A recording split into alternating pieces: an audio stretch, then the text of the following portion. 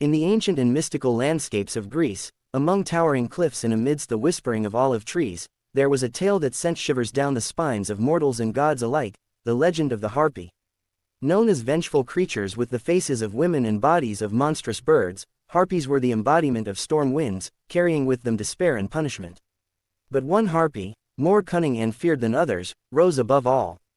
Her name was Solano, and she would go on to shape the destinies of many, immortalizing her tale in the annals of Greek myth. This is her story, a harrowing saga of curses, betrayal, and, surprisingly, redemption. The birth of the storm. Solano was born under an ominous sky, her first cries merging with the roar of thunder as if nature itself was warning the world of her arrival. As the daughter of Taumas, the god of sea wonders, and Electra, a daughter of the Titan Oceanus, Solano inherited the elemental might of the sea and the raw, untamed force of the skies. Her family, comprising her sisters Elo and Osipet, each had their own wild nature, yet Solano was different. She possessed an intensity that made her both revered and feared. As young harpies, the sisters were curious about their world, roaming freely between cliffs and tempestuous clouds. However, from an early age, Solano displayed a strange fascination with mortal affairs.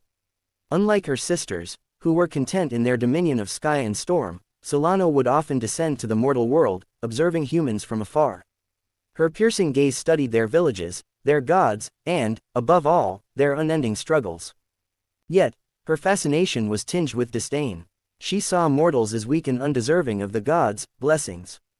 This disdain festered within her, turning to contempt and ultimately manifesting in dark storms that Solano herself would unleash on villages. Mortals would look up to the skies, screaming her name, their voices swallowed by the relentless winds. The Harpy of Darkness, they called her, the embodiment of retribution from the gods. It was during these early days that Solano's legacy as a harbinger of doom began to take shape. A curse from Olympus, Solano's reputation soon caught the attention of Zeus himself. The king of the gods, though often capricious in his own ways, did not take kindly to the interference of lesser beings with his creation. He summoned Solano to Olympus, where the great god's fury echoed like thunder across the heavens. Standing before the might of Zeus, Solano felt an unfamiliar sensation, a tremor of fear. Yet, her defiance remained unbroken. "Why do you rain despair upon my creations?" Zeus demanded, his voice a fierce storm in its own right. "I merely bring them what they deserve," Solano responded, her voice a low, menacing hiss. Her lack of remorse only fueled Zeus's anger. In a flash, he condemned her to a life of eternal suffering, cursing her to roam the mortal world endlessly, without rest or peace. Her wings, once symbols of freedom, would now carry her only to places of sorrow and despair. And worst of all, she would bear witness to every cry of anguish her storms unleashed. Solano's punishment was more severe than she could have anticipated. She became a servant to the misery she had once inflicted upon others, her own life tethered to the mortals she loathed. With each passing year, she began to feel the weight of their sorrow, seeping into her very bones. The mortal connection. Years passed, and Solano's hatred for mortals waned, replaced instead by a hollow, unending sadness.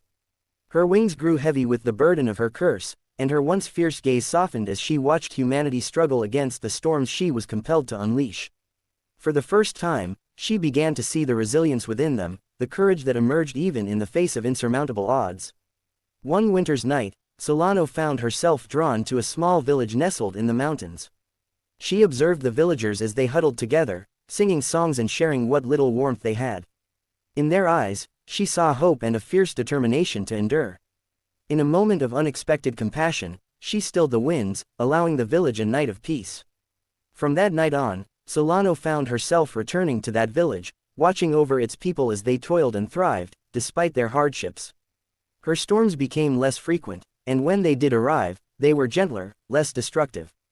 The villagers began to speak of a mysterious protector in the skies, a spirit who tempered the fury of the storms.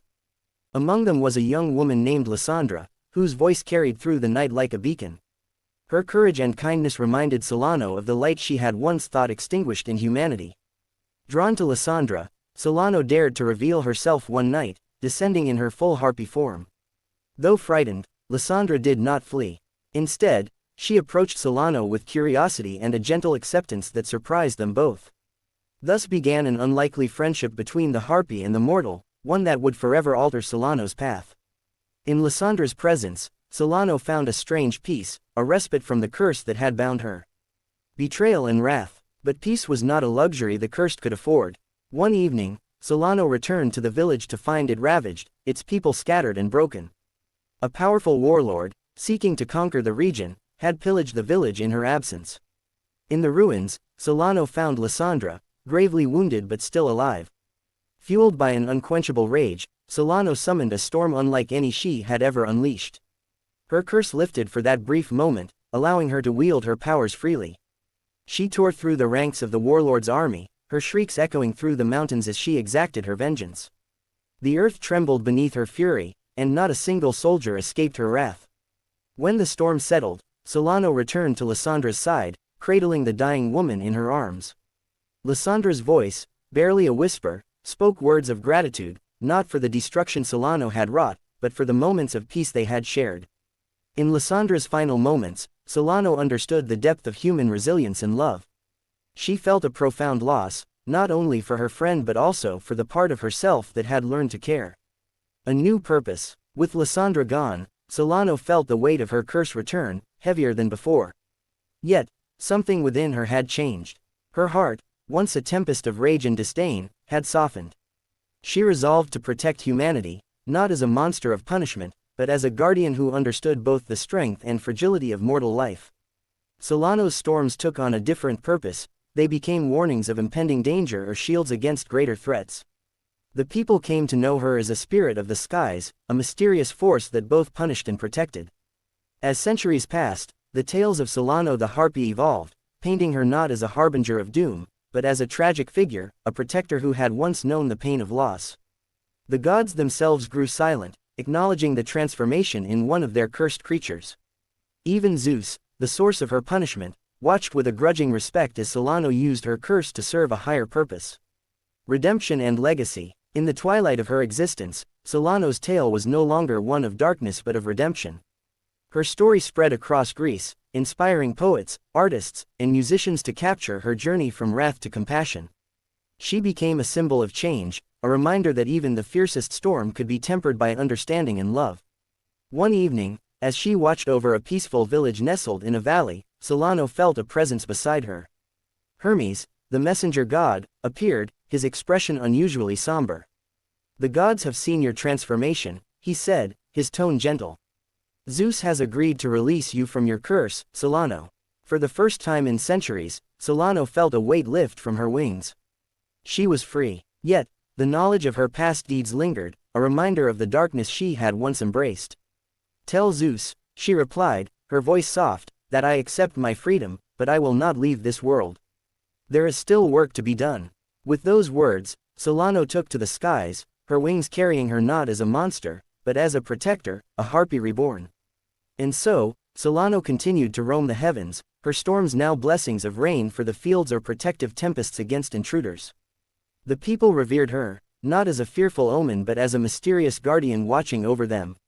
Her story lived on, whispered from one generation to the next, a tale of transformation, loss, and redemption.